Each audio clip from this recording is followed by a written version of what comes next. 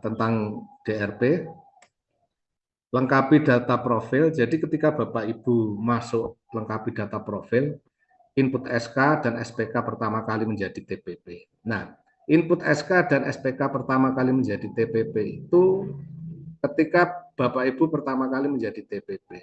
Kalau dulu katakanlah PLD, kemudian promosi menjadi PD, maka yang diinput di SK pertama itu adalah SK pertama kali menjadi PLD, bukan pertama kali menjadi PD.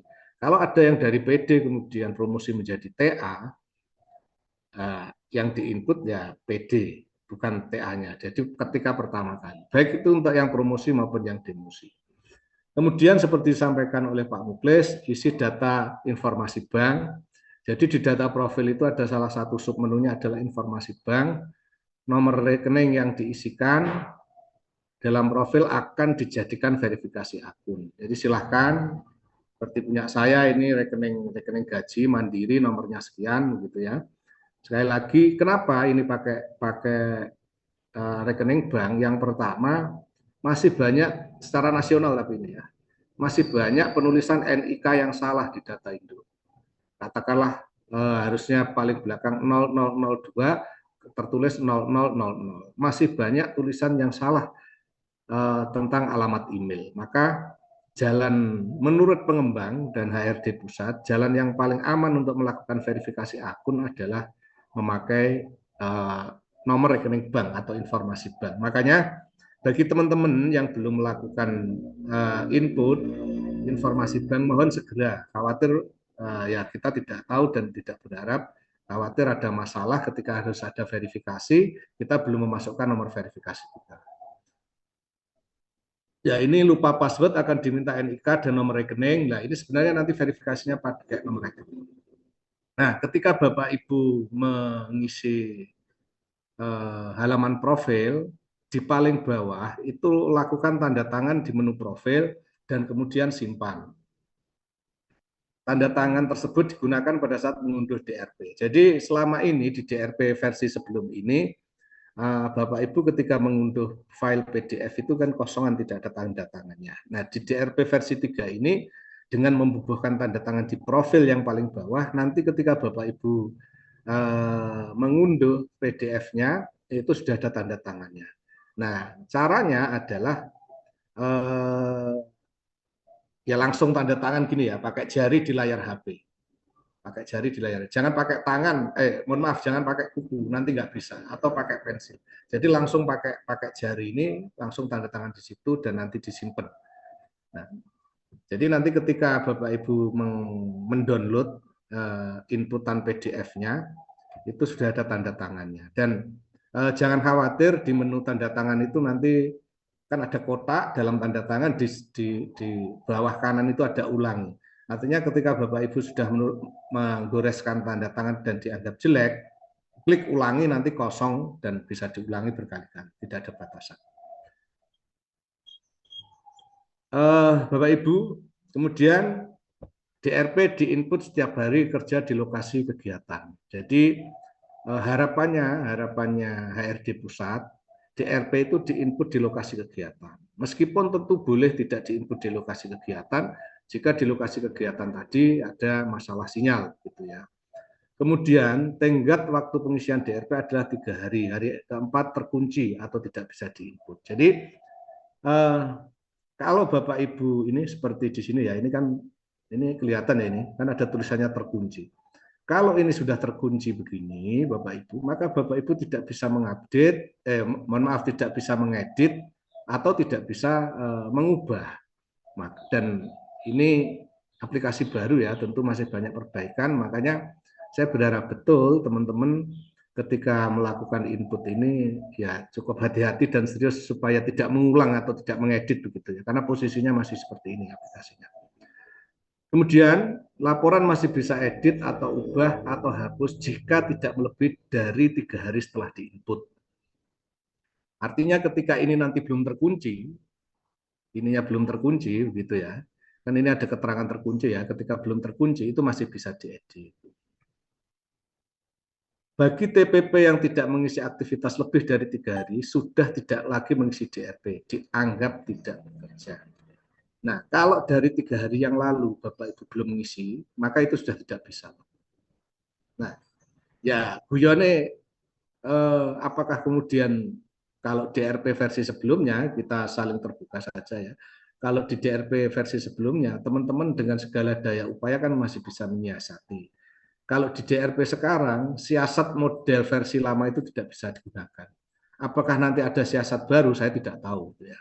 Tapi saya pikir daripada kita mencari siasat-siasat yang tidak jelas, lebih baik tertib saja.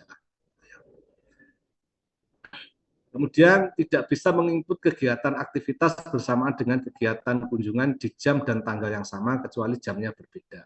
Bapak Ibu yang saya hormati, seperti disampaikan Pak Muklis tadi, bahwa kunjungan lapang sekarang tidak otomatis 8 jam, tetapi Bapak Ibu bisa menginput atau menyetel jam sekian sampai jam sekian, kira-kira kunjungan lapangannya jam berapa, dan ini salah satunya adalah hasil evaluasi DRP versi sebelumnya yang di jam kunjungan, asumsinya di DRP sebelumnya itu kan jam kunjungan itu jam 8 sampai jam 16, tapi banyak yang menginput aktivitas lain di jam kunjungan yang sudah terinput, sehingga kadang tidak masuk akal itu ininya jumlah jam kerjanya. Nah ini nanti sudah tidak bisa lagi.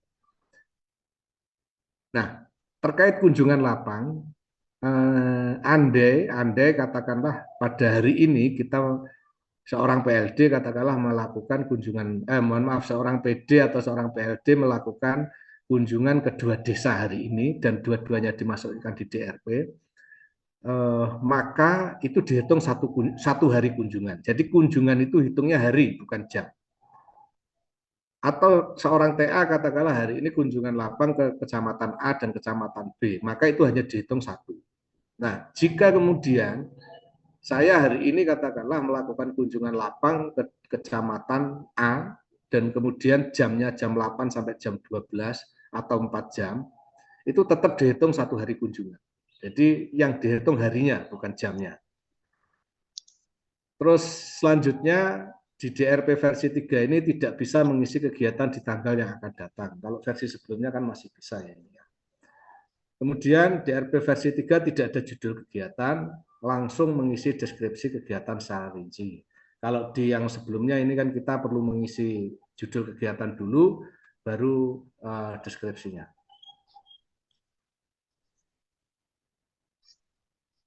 Kemudian kunjungan lapang tidak lagi otomatis terhitung 8 jam, tetapi diinput sendiri, seperti yang saya sampaikan tadi. Nah ini Bapak Ibu, jadi ini contoh ya, ketika Bapak Ibu menginput kunjungan lapang, ini ada jam, Bapak Ibu bisa memilih di sini jamnya.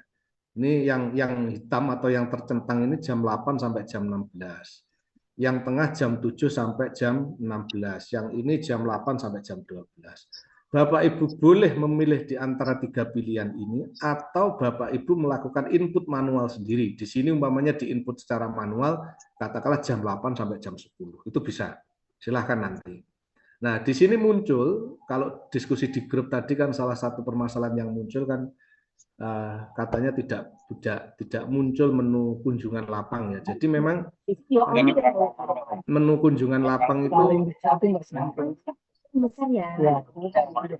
Pak Heri bisa di-mute Pak Heri.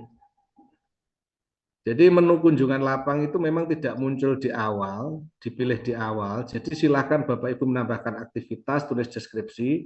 Nah baru nanti ini ada kunjungan lapang atau bukan kunjungan lapang. Jadi apa ya, tempatnya berbeda ya, tempat dari menunya berbeda, tapi tetap ada menu itu ya. Kemudian pada saat upload foto muncul geotag baik dari menu galeri maupun kamera seperti disampaikan Pak Muklis. Kemudian menu unggah dokumen tetap tersedia.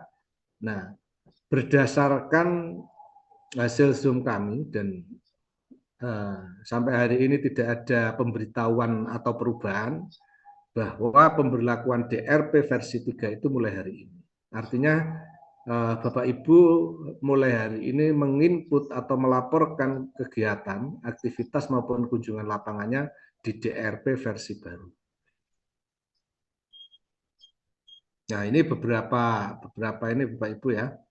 Ada seperti disampaikan Pak Muklis tadi, Kalau pengajuan cuti, pengajuan promosi, pengajuan demosi, relokasi, pengunduran diri, semuanya ada di situ. Silahkan jika Bapak Ibu ingin mengajukan cuti, promosi, demosi, relokasi, pengunduran diri, semuanya ada di situ. Tentu hal-hal lain atau prosedurnya tetap harus terpenuhi. Katakanlah pengajuan promosi, Bapak Ibu boleh mengajukan di situ, tetapi mekanisme apa istilahnya ujian atau tesnya tetap harus dijalankan ya, mekanismenya tetap harus dijalankan. Ada menu keluar. Nah, Bapak Ibu yang saya hormati, ada dua cara bagaimana ketika kita mau menginput aktivitas atau kunjungan lapang, menginput kegiatan gitu ya. Ini di gambar yang tengah ini, umumnya kita kalau membuka itu kan langsung gambarnya begini ya. Kalau tadi di grup Pak Kusairi, wah, punya saya setelah pembaruan kok masih bulan Mei tadi gitu ya. Nah, silahkan Bapak Ibu klik tanda plus di tengah ini. Kalau sudah memilih tanda plus di tengah ini, maka akan muncul ini, kanannya ini. Nah, silahkan Bapak Ibu mau mengisikan apa, koordinasi pendampingan, BUMDes, stunting, atau yang lain. Nah, silahkan diklik di sini. Kalau katakanlah ini koordinasi pendampingan yang dipilih, silahkan diisi lokasinya dan seterusnya. Nah, baru ini akan muncul. Apakah koordinasi itu bagian dari kunjungan lapang atau bukan kunjungan lapang? Nah, pilihannya itu di sini, munculnya tidak di awal, Bapak Ibu. Terus deskripsinya ini ditulis minimal 50 karakter, maksimal 500. Mohon ini ditulis secara detail. Tanggal, di sini tanggal, jam seperti yang saya sampaikan di depan tadi, ada paketan, ada inputan sendiri, silahkan di ini kan ya. Seperti biasa ini ada tokoh, kemudian ada peran, peserta laki-laki, peserta perempuan, kemudian ada foto. Foto pilihannya bisa dari kamera, bisa dari galeri. Nah, bedanya kalau kemarin perempuan ini di atas, sekarang laki-laki yang di atas, perempuan di bawah. Itu bedanya. Dokumen, jenis dokumen yang bisa diupload ini. Ada PDF, JPEG, apa ini? PNG dan seterusnya. Semuanya tertulis di situ. Nah, ketika Bapak Ibu melakukan apa itu upload foto, ini saya coba pakai upload foto, bukan dari kamera maksud saya ya. Ini pakai upload foto, maka nanti akan muncul ini. Ini Jalan Jenderal Sudirman ini geotek di mana saya melakukan input atau upload foto. Bukan di mana saya, bukan geoteknya foto, tapi geoteknya di mana saya input laporan. Nah, kemudian kalau nanti akhir bulan Bapak Ibu bisa ini nanti akan muncul unduh hasil. Ini unduh hasilnya PDF itu ya. Unduh hasil itu PDF itu seperti yang saya sampaikan, kalau Bapak Ibu sudah mencantumkan tanda tangan di profil, maka unduhan PDF-nya sudah akan ada tanda tangannya. Nah, kalau tadi di awal Bapak Ibu, saya sampaikan bahwa salah satu cara untuk melakukan input itu kan salah satunya ini ya, di klik plusnya ini, maka nanti akan muncul ini, koordinasi pendampingan, BUMDes, dan lain sebagainya. Atau cara kedua, ketika ini muncul ini, input aktivitas. Jadi boleh lewat input aktivitas ini, atau pakai plus ini, maka munculnya nanti akan sama. Munculnya akan sama seperti ini, koordinasi pendampingan, BUMDes, dan lain sebagainya tadi.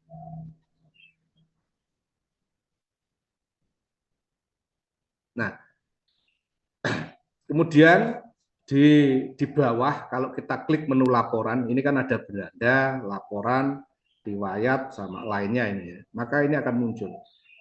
Seperti disampaikan Pak Muklis, migrasi sepertinya belum dilakukan, makanya April, Maret ini masih nol. Kalau Mei ini yang saya uji coba satu kegiatan.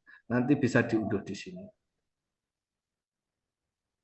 Dan ketika jenengan pengen apa istilahnya, melihat atau menilai, maka bulan Juni ini kan masih nol, punya saya masih nol, maka ini ada keterangannya di bawah target. Ini akan ada keterangan di bawah target. Nah, ini hasil download saya, hasil PDF. Ini yang saya sampaikan tadi bahwa ketika kita sudah mengisi menu apa itu tanda tangan di profil, maka downloadan PDF kita otomatis di sini sudah ada tanda tangannya. Jadi mohon tanda tangannya yang di profil itu dilakukan, biar nanti ketika Bapak Ibu melakukan download PDF sudah ada tanda tangannya.